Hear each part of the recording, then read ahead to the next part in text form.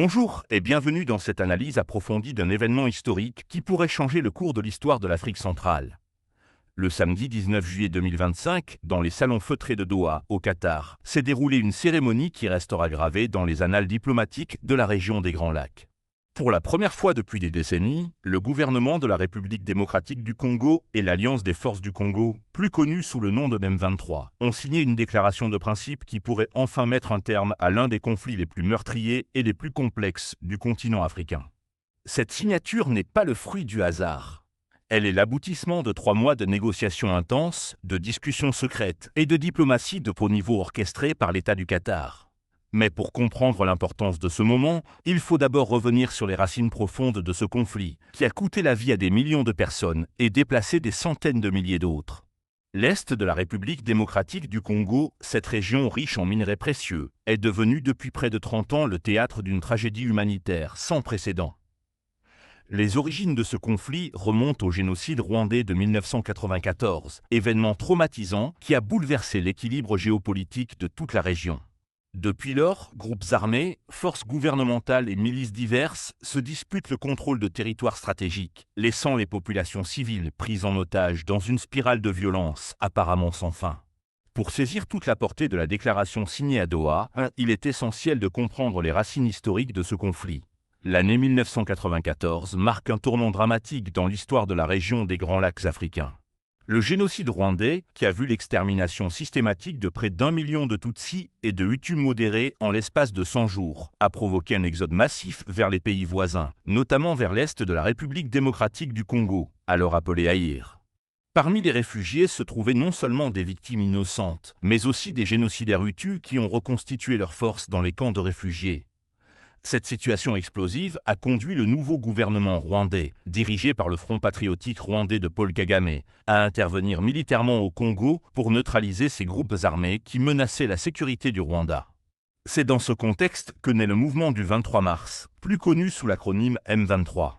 Ce groupe armé, composé principalement de combattants d'origine Tutsi, tire son nom de la date du 23 mars 2009, jour de la signature d'un accord de paix entre le gouvernement congolais et le Congrès national pour la défense du peuple, un groupe rebelle précurseur du M23. Cet accord, censé intégrer les combattants rebelles dans l'armée nationale congolaise, n'a jamais été pleinement mis en œuvre, alimentant les frustrations qui ont conduit à la création du M23. Le M23 s'est rapidement imposé comme l'un des groupes armés les plus puissants et les mieux organisés de l'Est du Congo. Accusé par Kinshasa, les Nations Unies et les puissances occidentales d'être soutenu militairement et financièrement par le Rwanda, le M23 a toujours nié ces allégations, tout comme le gouvernement rwandais. Cette question du soutien rwandais au M23 reste l'un des points les plus contentieux du conflit et l'un des obstacles majeurs à sa résolution. Au fil des années, le conflit s'est complexifié avec l'émergence de dizaines de groupes armés aux motivations diverses. Contrôle des ressources naturelles, protection communautaire, ambition politique ou simple banditisme. L'Est du Congo est devenu un véritable puzzle géopolitique où s'entremêlent enjeux locaux, régionaux et internationaux. Les conséquences humanitaires de ce conflit sont dramatiques. Selon les estimations des organisations internationales, plus de 5 millions de personnes ont perdu la vie depuis le début des hostilités, faisant de ce conflit l'un des plus meurtriers depuis la Seconde Guerre mondiale. Des centaines de milliers de femmes ont été victimes de violences sexuelles utilisées comme armes de guerre. Des millions de personnes ont été déplacées, vivant dans des conditions précaires, dans des camps de fortune ou chez des familles d'accueil. L'économie de la région a été dévastée.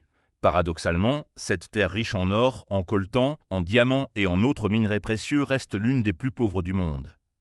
L'exploitation illégale des ressources naturelles par les groupes armés a alimenté l'économie de guerre, créant un cercle vicieux où la richesse du sous-sol finance la perpétuation du conflit. L'année 2025 a marqué une escalade dramatique du conflit dans l'est de la République démocratique du Congo. En janvier, le M23 a lancé une offensive d'une ampleur inédite, s'emparant en quelques semaines des 2 plus grandes villes de la région, Goma, capitale du Nord Kivu, et Bukavu, capitale du Sud Kivu. Cette progression fulgurante a pris de court les forces gouvernementales congolaises et les casques bleus de la MONUSCO, la mission de maintien de la paix des Nations Unies. La prise de Goma, ville stratégique de plus d'1 million d'habitants située à la frontière avec le Rwanda, a constitué un tournant majeur. Cette ville, véritable économique et logistique de la région, était considérée comme imprenable. Sa chute a envoyé des ondes de choc dans toute la région et a fait craindre une déstabilisation générale de l'Afrique centrale. Les conséquences humanitaires de cette offensive ont été catastrophiques. En quelques mois, des centaines de milliers de personnes ont été contraintes de fuir leur foyer, rejoignant les rangs déjà nombreux des déplacés internes. Les organisations humanitaires ont parlé d'une crise humanitaire de première ampleur, avec des besoins urgents en nourriture, en eau potable, en soins médicaux et en abris. Cette escalade a également fait craindre une régionalisation du conflit. Plusieurs pays voisins ont renforcé leur présence militaire dans la région. L'Ouganda, le Burundi et même l'Angola ont déployé des troupes, officiellement dans le cadre de missions de maintien de la paix, mais créant de facto une situation explosive où plusieurs armées nationales se côtoient dans un espace restreint. C'est dans ce contexte d'urgence absolue que le Qatar a proposé ses bons offices pour faciliter un dialogue direct entre le gouvernement congolais et le M23. Cette initiative qatari s'inscrivait dans la continuité des efforts de médiation déployés par l'Émirat dans plusieurs conflits régionaux, confirmant son statut de puissance diplomatique émergente au Moyen-Orient et en Afrique. L'annonce de l'ouverture de négociations directes entre Kinshasa et le M23 à Doha a surpris de nombreux observateurs. Pendant des années, le gouvernement congolais avait catégoriquement refusé tout dialogue direct avec le M23, qualifiant ce groupe de terroriste et exigeant sa reddition inconditionnelle. Le changement de position de Kinshasa s'explique par plusieurs facteurs. D'abord, la dégradation dramatique de la situation militaire sur le terrain a contraint le gouvernement du président Félix Tshisekedi à reconsidérer ses options. La perte de Goma et de Bukavu a démontré les limites de la solution militaire et la nécessité d'explorer d'autres voies. Les négociations ont officiellement débuté en avril 2025, dans le plus grand secret. Les délégations se sont installées dans un complexe hôtelier de luxe de Doha, à l'abri des regards indiscrets et des pressions médiatiques. Côté congolais, la délégation était dirigée par Sambou Sita Mambout, un diplomate chevronné proche du président Tshisekedi. Côté MS-23, c'est Benjamin Mbonempa, secrétaire permanent du mouvement, qui menait les discussions. Après 3 mois de négociations intenses, ponctuées de crises et de moments d'espoir, les parties sont finalement parvenues à un accord sur une déclaration de principe. Ce document, signé le 19 juillet 2025, en présence du ministre d'État qatarien aux Affaires étrangères, constitue une avancée diplomatique majeure. La déclaration s'articule autour de 6 piliers fondamentaux. Le premier concerne les principes fondamentaux et le cadre légal. Les parties réaffirment leur engagement à rechercher une solution pacifique au conflit à travers la diplomatie et la négociation, en s'appuyant sur la Constitution de la République démocratique du Congo, la Charte de l'Union africaine, la Charte des Nations unies et le droit international. Le deuxième pilier, et sans doute le plus crucial, porte sur l'engagement à un cessez-le-feu permanent. Cette disposition interdit formellement toutes les formes d'attaque, aériennes, terrestres, maritimes ou lacustres. Elle prohibe également tous les actes de sabotage, la propagande haineuse et toute tentative de prise de nouvelles positions par la force.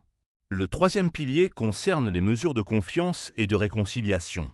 Les parties s'engagent à adopter des mesures concrètes pour rassurer les populations, notamment la création, avec l'appui du Comité international de la Croix-Rouge, d'un mécanisme permettant la libération de prisonniers ou détenus identifiés par les deux parties. Le quatrième pilier aborde la question sensible de la restauration de l'autorité de l'État. La déclaration établit clairement que cette restauration constitue une conséquence logique du règlement des causes profondes du conflit et qu'elle doit s'étendre sur l'ensemble du territoire national. Le cinquième pilier traite de la question humanitaire cruciale du retour des réfugiés et des personnes déplacées.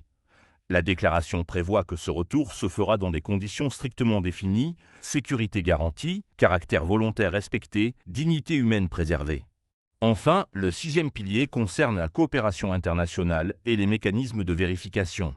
Les parties s'engagent à coopérer pleinement avec la MONUSCO et les mécanismes régionaux de maintien de la paix. La déclaration entre en vigueur immédiatement après sa signature et doit être appliquée au plus tard le 29 juillet 2025. Les négociations directes pour un accord de paix global doivent s'ouvrir au plus tard le 8 août 2025, avec pour objectif de conclure et signer cet accord d'ici le 18 août 2025. La signature de la déclaration de principe a suscité des réactions largement positives de la part de la communauté internationale. L'Union africaine a salué une étape majeure dans les efforts en cours pour parvenir à une paix durable.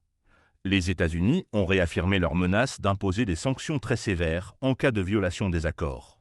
L'Union européenne a annoncé son intention de soutenir financièrement la mise en œuvre des accords. Au niveau national congolais, les réactions ont été contrastées. Le gouvernement a insisté sur le fait que la déclaration prend en compte les lignes rouges que nous avons toujours défendues, y compris le retrait non négociable du M23. L'opposition politique s'est montrée plus critique, certains leaders dénonçant une capitulation face aux rebelles. Malgré l'optimisme suscité par cette signature, de nombreux défis restent à surmonter. Le premier défi concerne la mise en œuvre effective du cessez-le-feu dans une région où opèrent des dizaines de groupes armés. Le deuxième défi porte sur la question du désarmement et de la réintégration des combattants du M23. Le troisième concerne la restauration de l'autorité de l'État dans les zones anciennement contrôlées par le M23. Enfin, le défi le plus fondamental reste celui de la réconciliation entre les communautés. Des années de conflits ont créé des fractures profondes entre les différents groupes ethniques de la région. La reconstruction du tissu social nécessitera un travail de longue haleine. La signature de la déclaration de principe entre le gouvernement de la RDC et la FCM23 à Doha constitue indéniablement une avancée historique dans la résolution de l'un des conflits les plus complexes et les plus meurtriers du continent africain. Cet accord ouvre enfin une perspective crédible de paix dans l'est du Congo. Pour les millions d'habitants de l'est de la République démocratique du Congo, qui ont souffert pendant des décennies de ce conflit, cette déclaration représente un espoir tangible de paix et de stabilité. Son succès pourrait non seulement mettre fin à des années de violence, mais aussi ouvrir la voie à la reconstruction et au développement de cette région extraordinairement riche en ressources naturelles.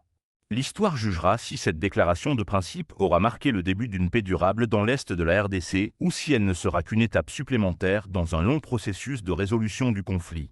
Les prochaines semaines seront déterminantes pour l'avenir de cette région et de ses populations. Une chose est certaine, jamais l'espoir d'une paix durable n'aura été aussi proche de devenir réalité. Merci de votre attention.